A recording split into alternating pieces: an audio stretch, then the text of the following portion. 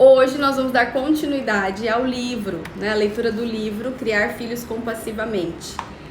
E o capítulo de hoje vai falar sobre preparação dos filhos. Vamos preparar nossos filhos para a vida, preparar nossos filhos para a sociedade, para o meio, para o trabalho, para os relacionamentos. E eu falei sobre isso essa semana no feed, semana passada, né? Hoje é segunda-feira, sobre poder, né? O que a gente faz com a criança. E Marshall Rosenberg começa esse capítulo do livro falando da seguinte forma: uma de nossas tarefas como pais e mães é mostrar aos nossos filhos como preservar sua humanidade, mesmo quando estão sendo expostos a autoridades que usam algum tipo de coerção. Então, o que isso significa? Muitos pais acreditam que, como lá fora, né, na sociedade, no trabalho, na escola, na faculdade, crianças irão encontrar pessoas más, pessoas punitivas, pessoas que vão fazê-la sofrer de alguma forma. Não é melhor a gente tornar ela resistente a isso do que se a gente acolher demais, validar demais e ela se tornar frágil para lidar com isso? E a grande questão que ele traz aqui, e ele traz até um exemplo muito bacana, é sobre não ensinar a criança a entrar na violência, né? Não entrar no jogo da ofensa, no jogo do vitimismo, de devolver na mesma moeda, né? Não se proteger do mal causando o mal. É isso que ele fala aqui. Então nós não, a minha opinião é da seguinte forma: não é enrijecendo o coração de uma criança dentro de casa que a gente vai fazê-la saber lidar com as dificuldades e as diversidades da vida lá na frente. Mesmo porque se a infância é um solo fértil que nós pisamos a vida inteira e tudo que a gente planta ali a gente vai colher lá na frente, se a gente plantar desamor, se a gente plantar punições, se a gente plantar ofensas, chantagens, agressividade, lá na frente é isso que a gente vai colher. Não tem como você plantar violência, agressividade e colher ternura, empatia. Isso não existe. Então você não torna alguém resistente à violência prejudicando, fazendo sofrer dentro de casa. Lá na frente, ela pode até resistir à violência do mundo, mas vai ser tão violenta quanto, né? Ela não vai devolver com amor, ela vai ser tão violenta quanto, porque é assim que ela aprendeu a sobreviver, guerreando, né? A vida é uma guerra e vence quem é mais forte. Essa é a cultura que a gente tem no nosso país hoje. No nosso país hoje, né, eu ousaria dizer no mundo, né, alguns países são diferentes culturalmente, mas a maioria pensa assim: o mundo é uma guerra, né, a vida é uma guerra e vence o mais forte. E esse pensamento traz escassez, o jogo da escassez, que para eu ganhar alguém tem que perder, para eu estar lá em cima ninguém pode saber como eu cheguei, e aquela disputa de poder, aquele moralismo entre certo e errado, bom e mal. E aí nesse dualismo que a gente vive, moral, né, entre julgamento e inocência, em que a gente acha que um é culpado, o outro é inocente, um é bom, o outro é mal, a gente não cria o quê? Equilíbrio na nossa vida. Equilíbrio na forma de educar, equilíbrio na forma de se relacionar, equilíbrio. Aí passa tudo a ser sobre nós, nada sobre o outro. Eu vivo para satisfazer só as minhas necessidades e não a do outro. Se o outro não tem, azar dele, problema é dele. Aquele individualismo, aquele egocentrismo que não conecta, que não transforma, que não faz com que as pessoas sejam humanas. E aí a gente se desumaniza, tá? Então, ao invés de achar que dessa forma eu estou criando filhos resistentes, eu estou desumanizando uma criança para ela ser violenta lá fora, para lidar com a violência.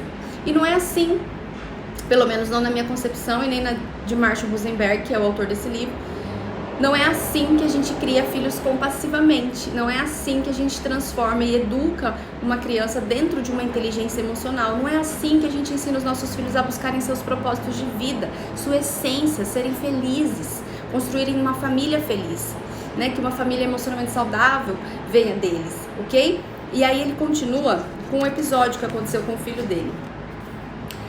O filho dele já tinha por volta dos 12 anos e precisava trocar de escola. Foi para uma outra escola, né? E chegando lá, aconteceu algumas coisas que desagradou a criança. E essa criança contou pro pai. E aí o pai perguntou para ele: Rick, como foi a escola nova? Ele perguntou.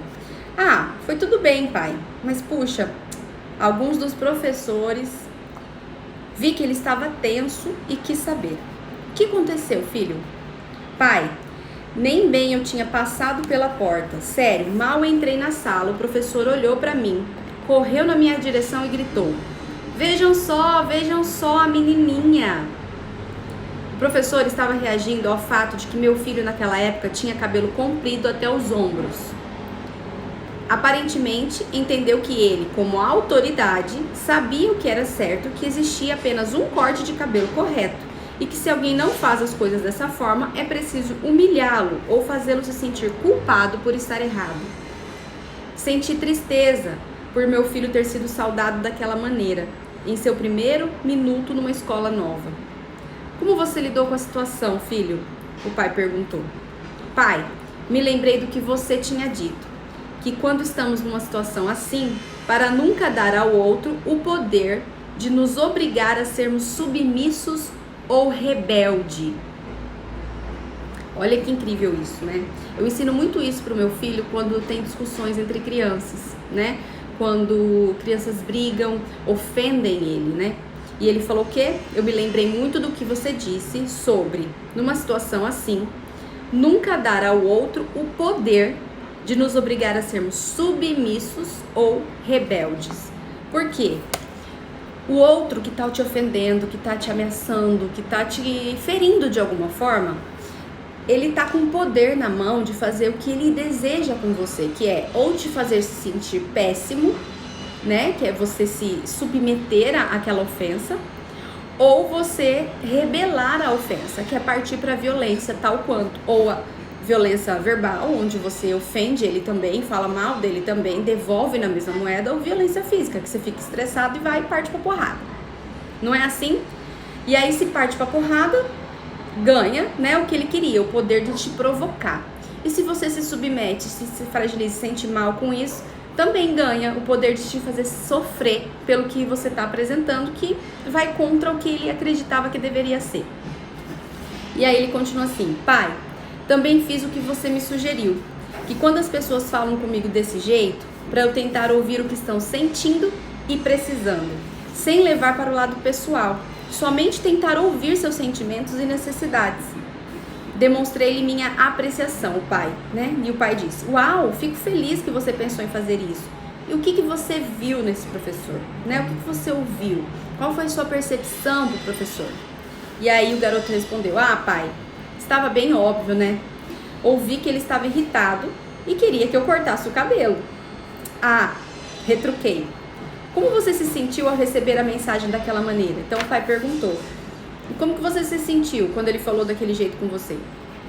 E ele respondeu: pai, fiquei triste pelo professor. Ele é careca e parece que tem um problema com esse assunto de cabelo.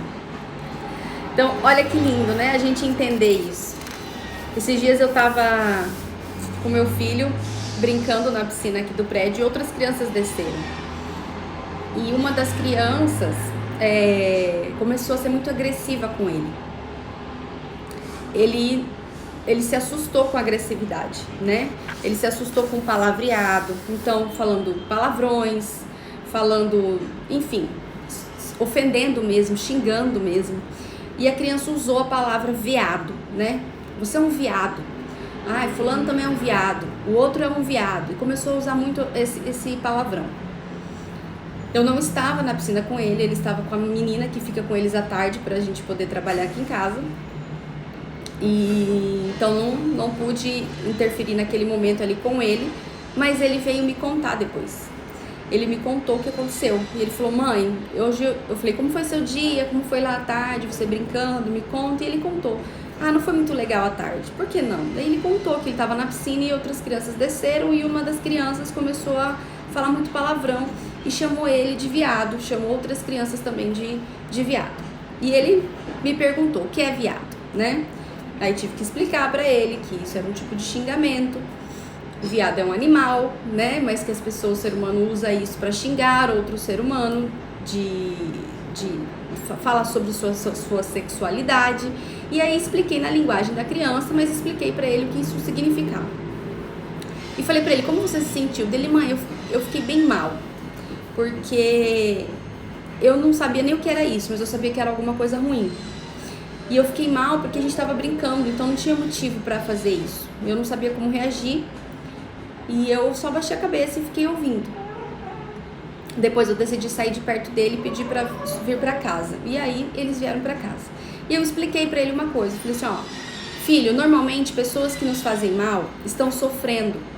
E aí esse sofrimento delas não cabe dentro delas, elas precisam pôr para fora. E aí elas querem que outras pessoas sofram também, só que elas não sabem disso. É meio como se elas fizessem sem perceber. Porque no fundo tem tanta dor naquele coraçãozinho que ela não consegue dar amor e ela acaba dando dor. Então você tem que aprender a enxergar qual é a dor dessa outra pessoa, entender que ela está fazendo aquilo por ela mesma e não por você. Não tem a ver com você, tem a ver com a outra pessoa. E comecei a usar alguns exemplos, né, que a gente já viveu na família, em casa, né, em situações que ele conhecia dentro da linguagem da criança. E ele parecia que tinha entendido e de fato entendeu por quê. Numa outra oportunidade, ele também estava na piscina e a mesma criança desceu. E a mesma criança começou a usar palavras ofensivas, xingando ele e as outras crianças que estavam ali. E aí ele depois me contou à noite. E aí, como foi? Mãe, também não foi tão legal, mas dessa vez eu soube lidar diferente com isso. Falei, por quê? O que aconteceu? O meu amigo também estava lá e aí no meio da brincadeira ele começou a xingar a mim e a todo mundo. Só que daí dessa vez eu decidi não ficar chateado. Eu falei, por quê, filho? Ele falou assim, porque eu percebi, mãe, ele nunca desce com o pai e nem com a mãe dele. Ele falou desse jeito.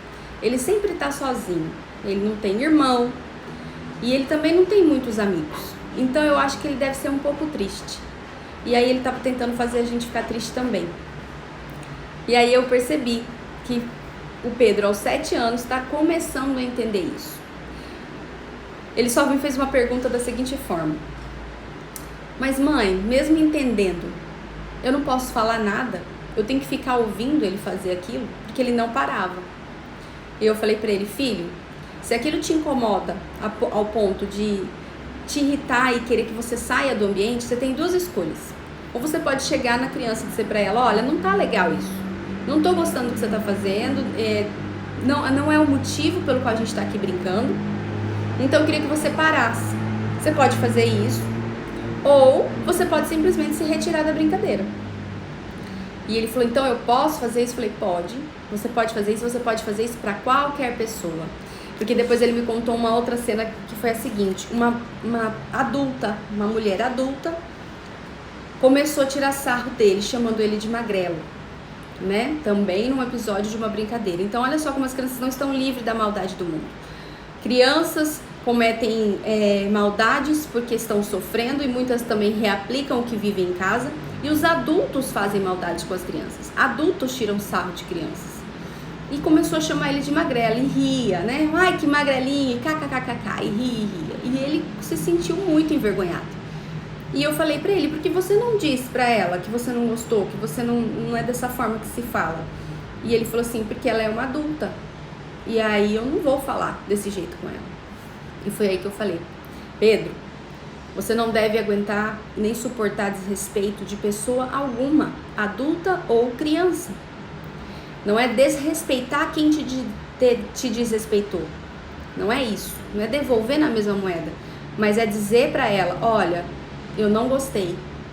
Eu não sou isso. Eu não tô gostando desse tipo de conversa. Eu não gosto quando você fala comigo assim ou quando você fala de mim assim. A pessoa precisa saber, o adulto precisa saber. E eu falei pra ele assim, pode ser que o adulto fala, nossa, e comece a piorar a situação. Aí, filho, saiba que não é sobre você, é sobre ele. Provavelmente ele também sofre por algum motivo e tá querendo que você sofra também, isso inconscientemente.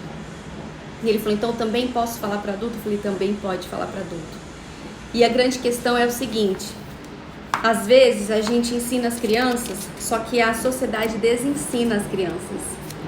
A escola, professores que às vezes falam, criança não tem que falar, né? Eu não quero te ouvir, eu sou autoridade aqui. Então algumas coisas vão sendo desconstruídas daquilo que a gente constrói. Mas o lindo é saber que se você tem relação de conexão e confiança com o teu filho, ele vai se abrir com você e você vai poder ensiná-lo a respeito disso também. Então não adianta a gente achar que vamos blindar os nossos filhos da maldade do mundo, que vamos blindar os nossos filhos da violência psicológica, violência verbal, violência física do mundo. Um dia alguém vai ofender, talvez na escola alguém até bata na sua criança, né? Deus nos livre disso, mas a gente tem que ter essa consciência que isso pode acontecer. E a gente tem que entender que a gente pode atuar em cima disso. A gente pode ensinar em cima disso, né? Que não adianta a gente fazer a criança devolver na mesma moeda. A criança precisa ensinar o meio que ela precisa entender o meio em que ela vive e como ela sai disso bem melhor do que ela entrou, fazendo a diferença, né? E olha só como eles são tão pequenininhos, eles conseguem aprender sobre isso.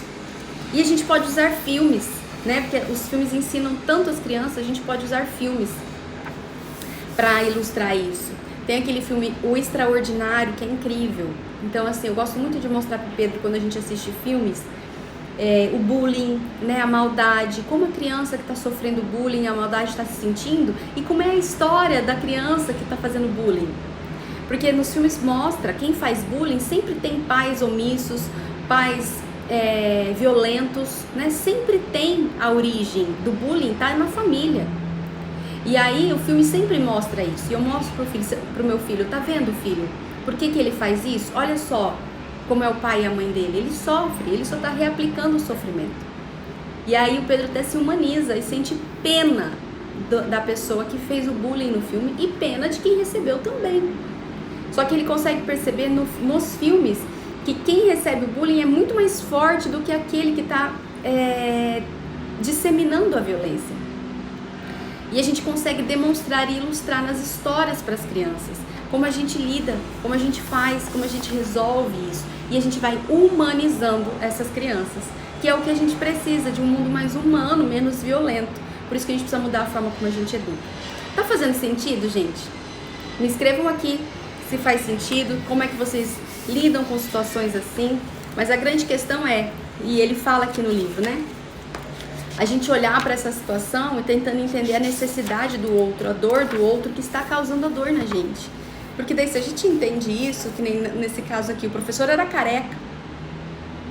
Então se eu entendo isso, não é mais sobre mim, é sobre a pessoa. E aí aquilo não vai me atingir. E quanto maior eu crescer, né, quanto maior eu tiver, quanto mais interpretação, condições de compreensão eu tiver, mais sentido vai fazer tudo aquilo que eu estou aprendendo na infância. E eu vou me tornar uma pessoa diferente de todos. Não vou suportar a violência. Mas não vou suportar a violência não devolvendo a violência na mesma moeda. Eu não vou aguentar a maldade do mundo, mas porque eu vejo a maldade onde ela é originada na outra pessoa. Eu consigo enxergar com outros olhos, eu percebo a pessoa de uma outra forma. Eu consigo entender por que ela está fazendo o que ela está fazendo. E aí isso não me atinge mais, então eu não preciso devolver. Não estou guerreando. A vida não é uma guerra, a vida é uma dádiva. E nós precisamos ser gratos por ela e agir com amor toda a violência que a gente recebe. E não é simplesmente continuar sendo amigo de quem nos trata mal, mas não é ser inimigo, não é devolver na mesma moeda. É disso que o mundo precisa. E para isso a gente precisa conversar, a gente precisa ensinar, dedicar tempo, usar histórias, metáforas, storytelling com as crianças, porque daí sim elas conseguem entender muito mais fácil. Usem todos os recursos. Usem cenas que vocês presenciam fora de casa, usem os filmes, usem os livros e ensinem seus filhos a se humanizarem diante de uma coerção, de uma maldade, de uma violência e não se submeterem ou se rebelarem a ela, ok? É assim que a gente educa, pelo menos dentro de uma educação consciente, respeitosa e de crescimento de vida. Um beijo grande para vocês, fiquem com Deus e a gente se vê de novo amanhã, 7h45, e amanhã nós vamos falar sobre o uso da força. Como assim uso da força? Pode? Pode. Tem força protetiva e força punitiva. A gente precisa aprender a usar a força protetiva e descartar da nossa vida a punitiva, ok? Então se você quer saber mais sobre isso, não deixe de comparecer aqui amanhã, 7h45, e avise um amigo para estar aqui com você. Beijo, pessoal! Até!